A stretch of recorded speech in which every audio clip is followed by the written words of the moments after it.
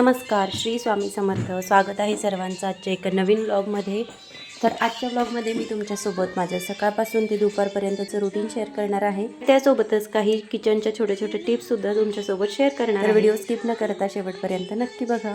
आणि हो, तुम्ही जर चॅनलवरती नवीन असाल तर चॅनलला लाईक, शेअर आणि सबस्क्राईब नक्की करा आणि व्हिडिओला हाईपसुद्धा करा. चला तर मग आजच्या व्हिडिओला सुरुवात करूया. सगळ्यात आधी माझ्या दिवसाची सुरुवात होते ती म्हणजे सुंदर अशा उंबरठा पूजनापासून. तर छान असं उंबरठा पूजन माझं सकाळीच करून झालेलं होतं. त्यानंतर मग सगळ्यात आधी मी देवपूजा करायला घेतली. तर आज आहे स्वामींचा वार, गुरुवार, आणि त्यासोबतच छत्रपती शिवाजी महाराज यांची जयंतीसुद्धा आहे. तर निमित्ताने मी छान आणि सुंदर अशी देवपूजा केली होती आणि त्यासोबतच केशरी कलरचे वस्त्र मी देवघरामध्ये अंथरून श्री गणेशाय नमः. श्री गुरुचरित्र अध्याय 14वा. श्री गणेशाय नमः. श्री सरस्वते नमः. श्री गुरुभ्ये नमः. नामधारक शिष्यदेका विनवी सिद्धीसी कौतुका प्रश्न करिया ते विशेषा एकशित्य परियेसा. जय जय योगेश्वरा सिद्धमुनी ज्ञानसागरा. पुढील चरित्र विस्तारा. ज्ञान होय आम्हासी. उद्धार अव्यवस्थिता ब्राह्मणासी. प्रसन्न झाले कृपेसी. पुढे कथा वर्तली कैसी. विस्तारावे आम्हाप्रती. एकूण या शिष्याचे वचन संतोष करी सिद्धी आपण. गुरुचरित्र कामधेनु जाण सांगता झाला विस्तारे. एक शिष्या शिखामणी भिक्षा केली ज्यांची भुवनी. तयावरी संतोषीने प्रसन्न झाले परियेसा. गुरुभक्तीचा प्रकार पूर्ण जाणे तो द्विजरू. पूजा केली विचित्रू म्हणून आनंद परियेचा. तया सायंदेव दिजाशी श्री गुरु बोलती वंशो संतोषी. भक्त होरे वंशोवंशी माझी प्रीती तुझवरी. एकूण या श्री गुरुचे वचन सायंदेवी विप्रकरी नमन. माथा ठेवणी चरणी न्यासता झाला पुन्हा पुन्हा. जय जया जगद्गुरु त्रयमूर्तीचा अवतारू. अविद्यामाया दिसे नरू वेदा अगोचर तुझा महिमा. विश्वव्यापक तुची होची ब्रह्माकेशू यमकेशी. धरिला वेशी तू मानशी भक्तजना तारावया. तुझा महिमा वर्णवयाशी शक्ती कैसे आम्हाशी. मागे नेकात तुम्हासे ते कृपा गुरु करणे गुरुमूर्ती. देवपूजा तर ही नेहमीच छान आणि विशेषच असते, पण रोज रोज तुमच्यासोबत देवपूजेचा व्हिडिओ शेअर करता येत नाही. त्यामुळे म्हटलं आज चला तुमच्यासोबत देवपूजेचा आणि दिवसभराचा रुटीन माझं शेअर करूया. तर अशी दिवसाची सुरुवात झालेली होती. सुंदर अशी देवपूजा माझी सकाळी सकाळी झालेली होती. सगळ्यात आधी गणपती बाप्पांना, त्यानंतर स्वामींना आणि त्यानंतर सगळ्या देवी देवतांना माझे स्नान करून झाले होते. आणि मग त्यानंतर मी माझी नित्यसेवा केली. त्या नित्यसेवेमध्ये सुद्धा एक दोन ग्रंथ जे आहेत तर ते मी पठण करते, पण सगळेच तुमच्यासोबत शेअर करता येत नाही कारण व्हिडिओ खूप मोठा होईल. म्हणून मग मी फक्त चरित्रातील 14वा अध्याय जो आहे तर तो पठण केला आणि 18वा अध्यायसुद्धा पठण केला. तर यानंतर मग सगळ्या घरामध्ये मी धूप आणि दीपसुद्धा दाखवून घेते. आता दीप जास्त वेळ जळत नाही, त्यामुळे मग मी किचनमध्ये आणि देवघरामध्ये दीप दाखवून घेते आणि त्यानंतर धूप सगळीकडे दाखवते. अगदी बाहेर गॅलरीमध्ये जे तुळशी वृंदावन आहे तिथेसुद्धा सगळीकडे धूप आणि दीप जो आहे तर तो दाखवून घेते. करून मग संपूर्ण घरामध्ये छान आणि सुंदर असं वातावरण राहतं आणि दिवसभर आपल्याला खूप सकारात्मक वाटतं आणि त्यासोबतच घरात येणाऱ्या व्यक्तीलासुद्धा तितकंच छान वाटतं. त्यामुळे सकाळ संध्याकाळ असा धूप जो आहे तर तो मी नेहमी दाखवून घेते आणि सकाळी आणि संध्याकाळी 1 तास तरी सगळे दरवाजे आणि खिडक्या जे आहे तर ते उघडत ठेवते, जेणेकरून छान शुद्ध असं वातावरण जे आहे ते आपल्या घरामध्ये निर्माण होतं. तर इथे माझी देवपूजा छान अशी करून झाली होती.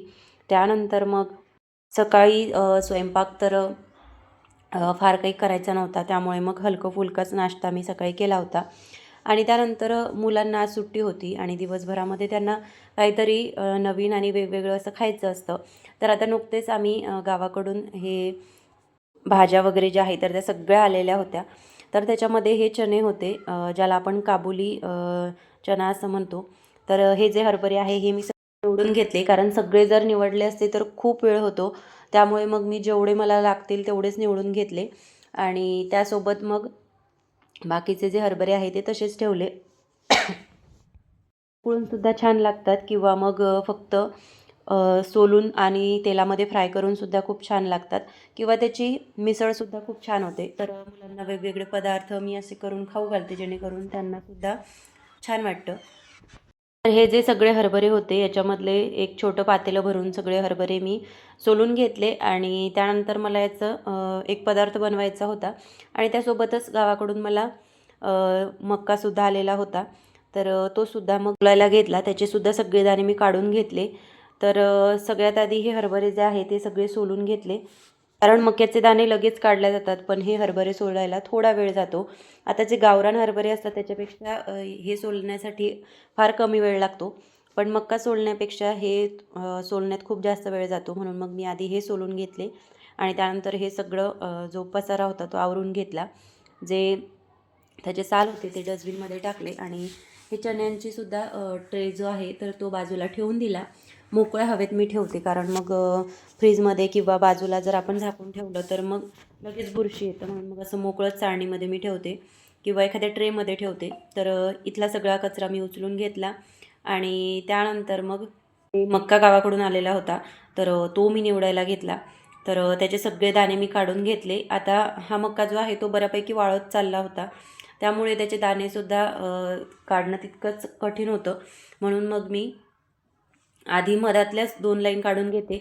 मग काय होतं, आजूबाजूच्या जे सगळे मक्याचे दाणे आहे तर ते खूप सोपं जातं, कारण सगळे दाणे जर एकदाच काढायला गेलो की मग आपल्या बोटाला सुद्धा लागतं आणि खूप जडसुद्धा जातं. त्यामुळे मग मी अशा मधातल्या 2 लाईन काढून घेते आणि त्यानंतर पटापट आजूबाजूच्या सगळ्या लाईनमधले जे दाणे आहेत तर ते लगेच निघतात. त्यामुळे काय होतं, आपला वेळसुद्धा वाचतो आणि दाणेसुद्धा पटकन काढून होतात.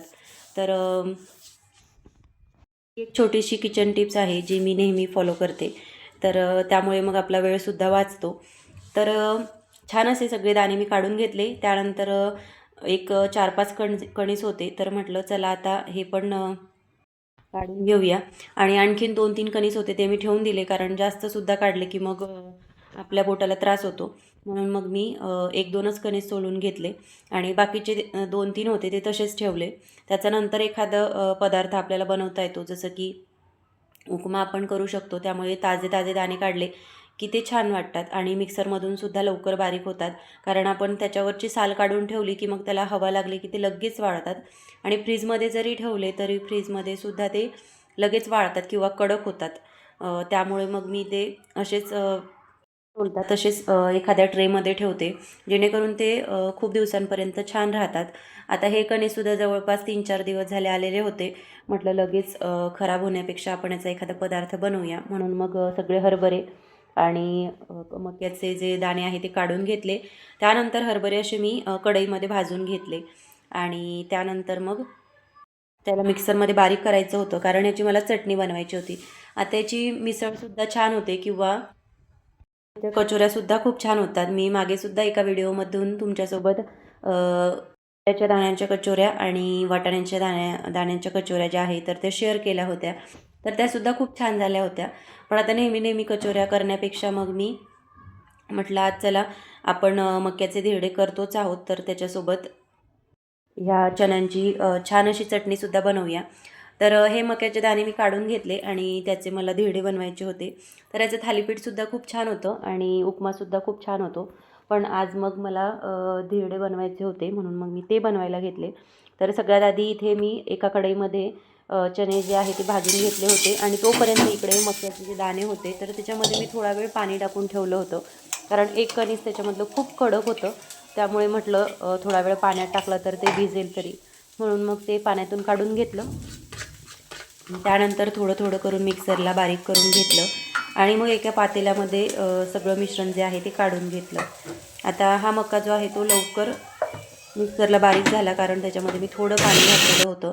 तसंच जर मिक्सरला बारीक केलं असतं तर लवकर बारीक होत नाही आणि सरबट असं थोडेफार दाणे जे आहे ते राहून जातात.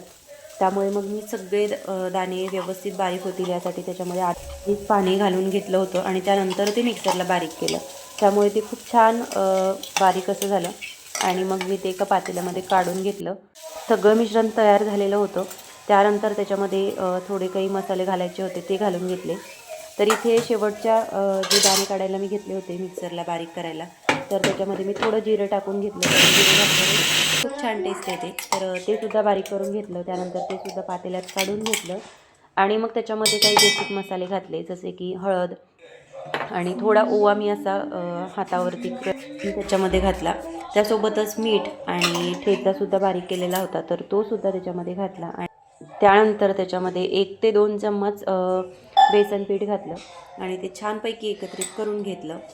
त्यानंतर ते एक 5 ते 10 मिनटं तसंच बाजूला ठेवलं आणि त्यासोबतच जे मिक्सरचं भांडं होतं त्यालासुद्धा भरपूर मक्याचं बारीक केलेलं मिश्रण आहे ते भांड्याला आणि झाकणाला लागलेलं होतं, तर त्याच्यामध्ये सुद्धा थोडं पाणी घालून ते पातेल्यामध्ये टाकलं, कारण तसंही आपण पातेल्यामध्ये पाणी घालणारच आहोत.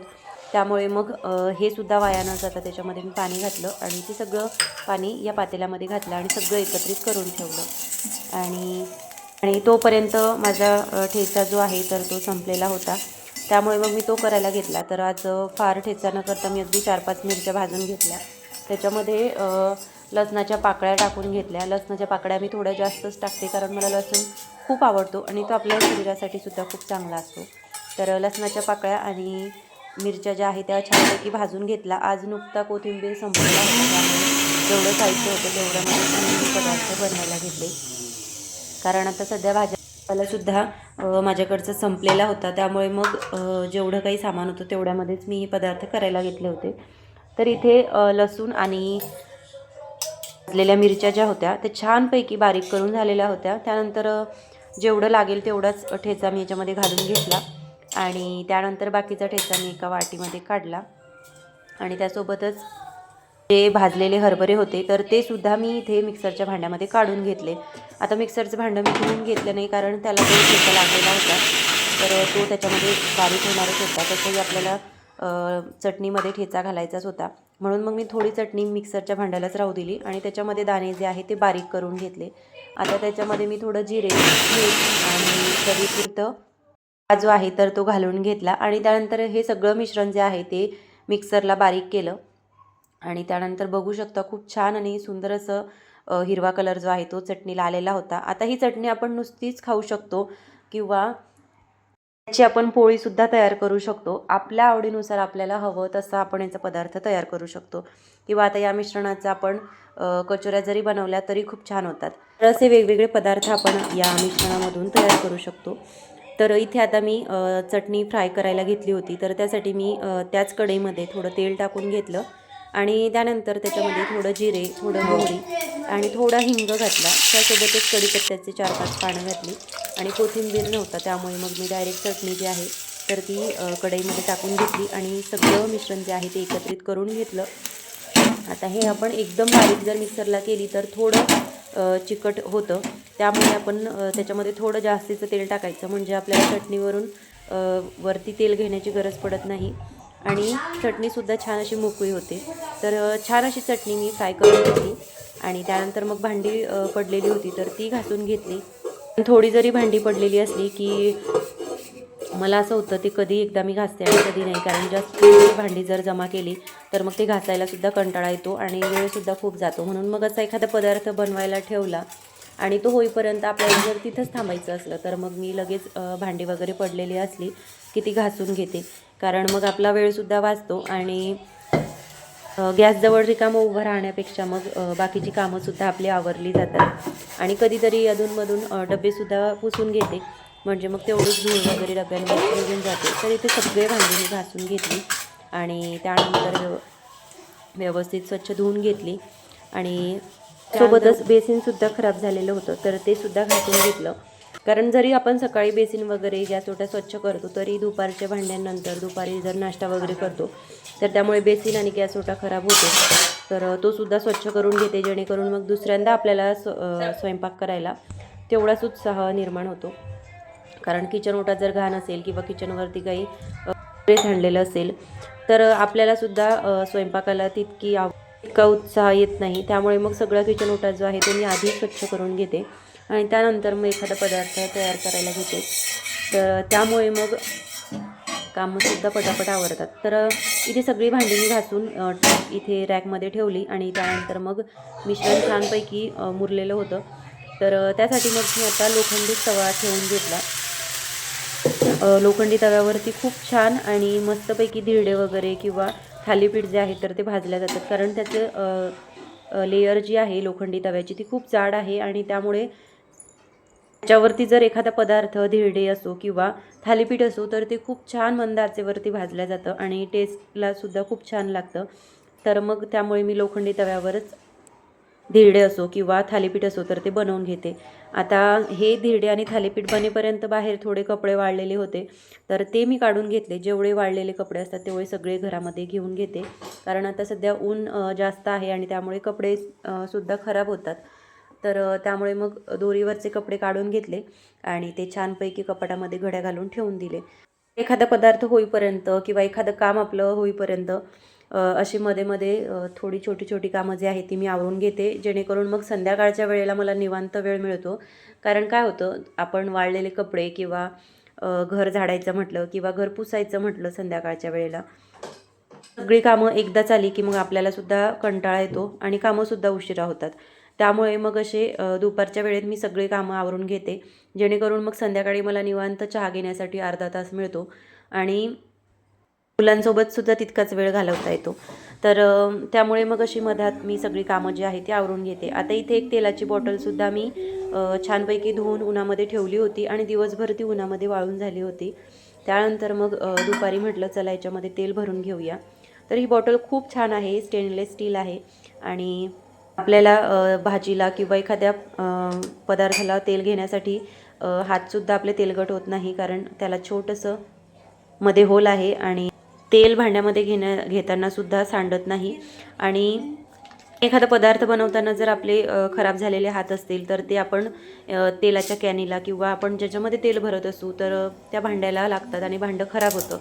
तर तसं होत नाही, कारण याला जरी आपला खरकटा हात लागला किंवा तेलाचा पिठाचा हात लागला तरी देखील बॉटल जी आहे ती बाहेरून स्वच्छ घासून घेता येते आणि छानपैकी उन्हामध्ये एक 5 ते 10 मिनटात वाळून जाते. जेव्हा जेव्हा बॉटलमधलं तेल संपतं तर तेव्हा मी ती छानपैकी स्वच्छ धुवून घेते, कारण आतमध्ये सुद्धा ब्रश शेवटपर्यंत जातो आणि बॉटल जी आहे तर ती छान अशी धुतल्या जाते. त्यामुळे मला ही बॉटल खूप आवडते आणि खूप उपयोगातसुद्धा येते. बॉटलमधलं तेल संपलेलं होतं आणि त्यानंतर मग मी ती अशी धुवून दिवसभर उन्हामध्ये ठेवली होती आणि छानपैकी वाळून झाल्यानंतर त्याच्यामध्ये शेंगदाण्याचं तेल काढून ठेवलं. आता माझ्याकडे 2 बॉटल आहे, एक मी रोजच्या वापरासाठी ठेवते आणि एकामध्ये शेंगदाण्याचं तेल भरून ठेवते, जेणेकरून उपवासाचं तेल वेगळं आणि आपलं रोजचं तेल वेगळं राहतं. तर तेल छानपैकी बॉटलमध्ये भरून घेतलं. तोपर्यंत इथं आता धिरडं बनत आलेलं होतं. तर छानपैकी धिरडं इथं भाजून झालेलं होतं मंद आचेवरती. तर ते एका प्लेटमध्ये काढून घेतलं, कारण मुलांना खूप भूक लागलेली होती. दुपारच्या वेळेत मुलांना खूप भूक लागते आणि घरी असले की तर सांगायलाच नको. त्यामुळे मग लगेच धिरडं काढून घेतलं आणि त्यानंतर मग त्याच्यासोबत जी चटणी पण बनवलेली होती बऱ्याचशा दाण्याची तर ती दिली. आता याच्यावरती वरून तेल घेण्याची आवश्यकता नाही, पण आपल्या इच्छेनुसार जर आपल्याला अगदीच कोरडं वाटत असेल तर आपण त्याच्यावरती तेल घेऊ शकतो. तर मी इथे छानपैकी तेलामध्ये फ्राय केलेली होती, त्यामुळं त्याच्यावरती मी तेल घातलं नाही आणि छान असं धिरडं आणि हरभऱ्याची चटणी जी आहे ती मुलांना खायला दिली आणि नेहमीप्रमाणे त्यांना ते खूप आवडलं. कारण असा नवीन पदार्थ मुलांना करून खाऊ घातला की तो खाण्यात त्यांना मज्जासुद्धा येते आणि खाल्ल्यानंतर त्यांचे जे एक्सप्रेशन असतात तर ते बघण्यात मला खूप आनंद होतो. तर छान असं धिरडं मी माझ्या मुलाला खाऊ घातलं आणि त्यानंतर मग बाकीची कामं आवरायला घेतली. जसं की संध्याकाळी दिवे वगैरे लावायचे असतात तर त्याच्यामध्ये तेल आणि वाती जी आहे तर ती घालून ठेवते. अगरबत्ती आणि माचीस वगैरे जे आहे ती दिव्यांजवळ काढून ठेवते. धूपसुद्धा दिव्याजवळ काढून ठेवते. संध्याकाळच्या वेळेला धावपळ होऊ नये म्हणून मग मी दुपारच्या वेळेतच सगळी कामं जी आहे तर ती आवरून घेते. तर इथे हा मनी प्लांट माझा छान असा ग्रो वाढत चाललेला आहे. त्याला आता नवीन छान छान पानं जी आहे ती यायला लागली आहे आणि त्यामुळे हिरवागार असा मनी प्लांट बघायला खूप छान वाटतं. अगदी त्याला 2-3च पानं आहेत, पण तो बघायला खूप छान वाटतो. तर असं असतं माझं सकाळपासून दुपारपर्यंतचं सगळं रुटीन. तर कसा वाटला तुम्हाला आजचा हा व्हिडिओ हे कमेंट करून मला नक्की सांगा आणि तुम्हाला जर व्हिडिओ आवडला असेल तर एक लाईक नक्की करा आणि जर चॅनलवरती नवीन असाल तर चॅनलला लाईक, शेअर आणि सबस्क्राईबसुद्धा नक्की करा, जेणेकरून असेच नवनवीन व्हिडिओ तुम्हाला सर्वात आधी बघता येतील. चला तर मग परत भेटूया अशाच एका नवीन व्हिडिओसोबत. तोपर्यंत सर्वांना श्री स्वामी समर्थ आणि सर्वांना छत्रपती शिवाजी महाराज जयंतीनिमित्त खूप साऱ्या शुभेच्छा.